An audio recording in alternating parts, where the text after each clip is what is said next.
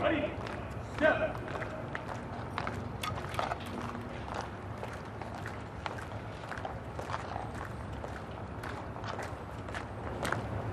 Marked on. There's hope.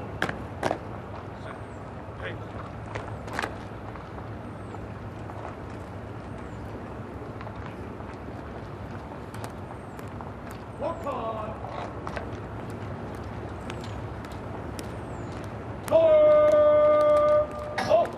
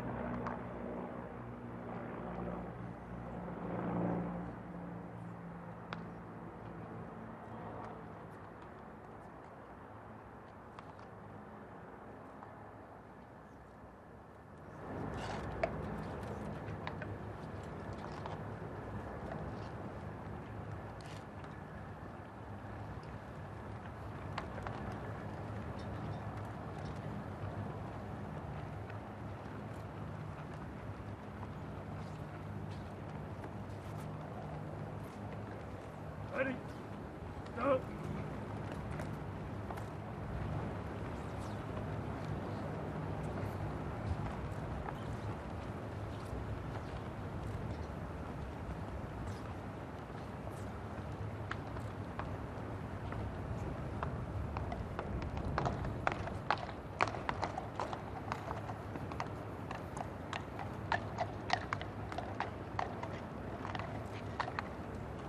Right. March.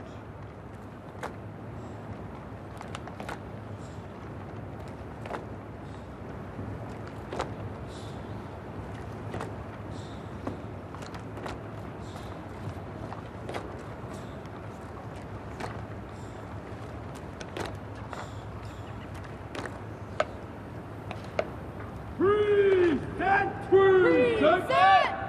Arm!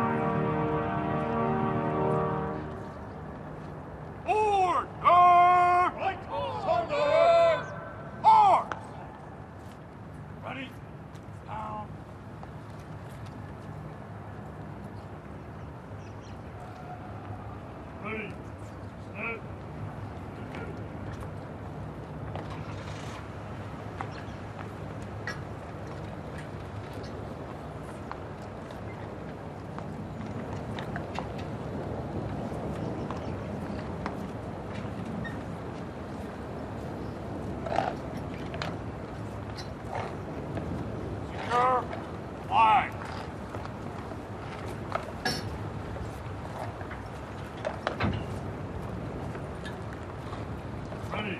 Up.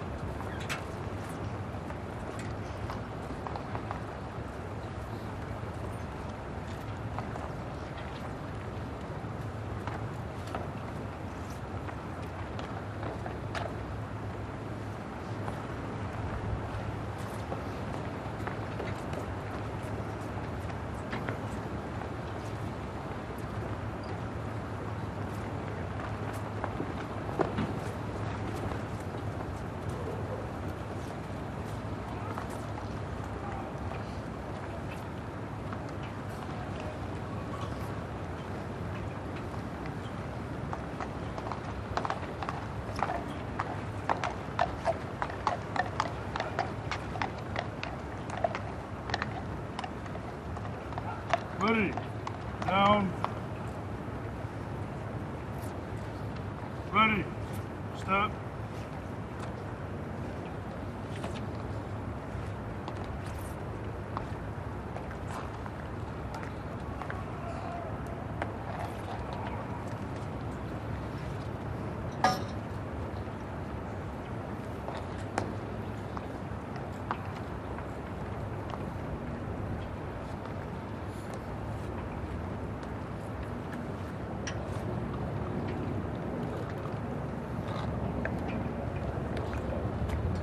Set.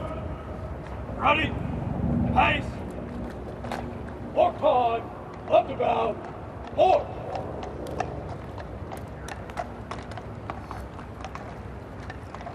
Ready. Step.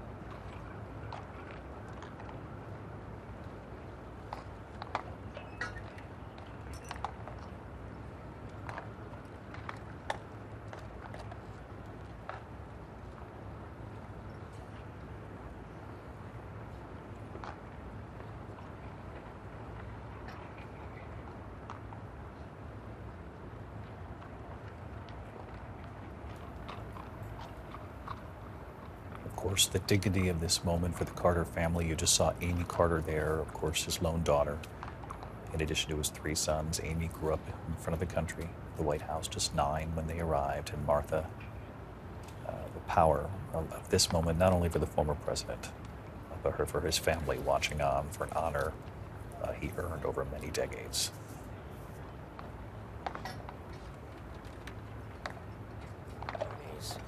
Some of them excruciatingly painful, but they are all beautiful. and this is especially beautiful, the dignity, the power, the honor. These ceremonies are meant to unify our country, to share grief, pride, and patriotism, David.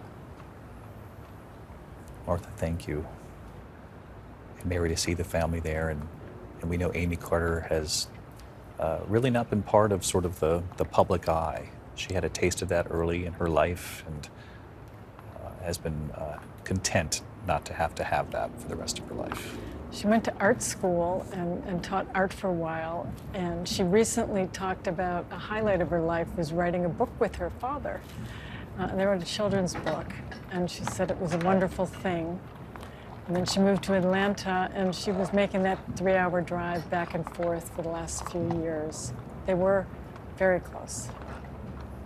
So many members of the Carter family saying these final years were like gifts, extra time with their father, who is being honored in front of the U.S. Navy Memorial now, after having lived to 100 years old.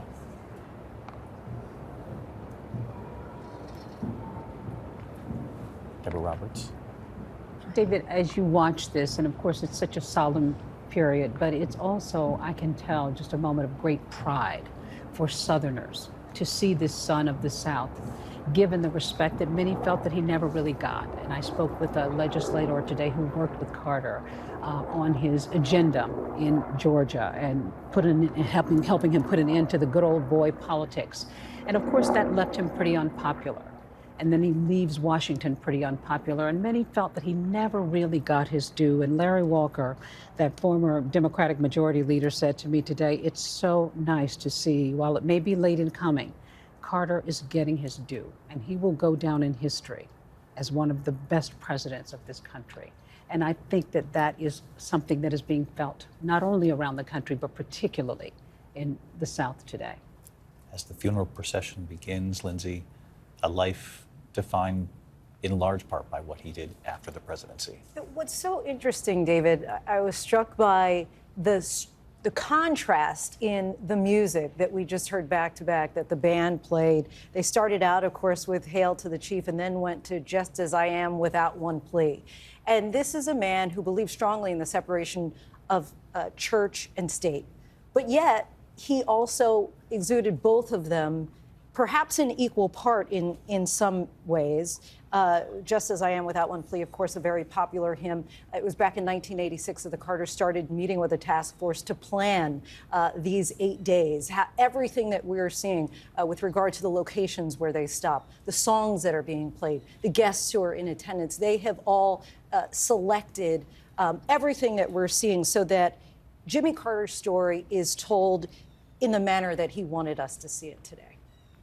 You speak of them helping to plan this in the mid-'80s. He would have been in his mid-60s then, because, or about 60-ish. He left the presidency in his mid-50s. Very young man, had many decades to continue to define and shape what it was he was going to give to his country. And you can see the sun setting there on the day in Washington, on a southern boy, Deborah Roberts, who has come back to Washington one last time.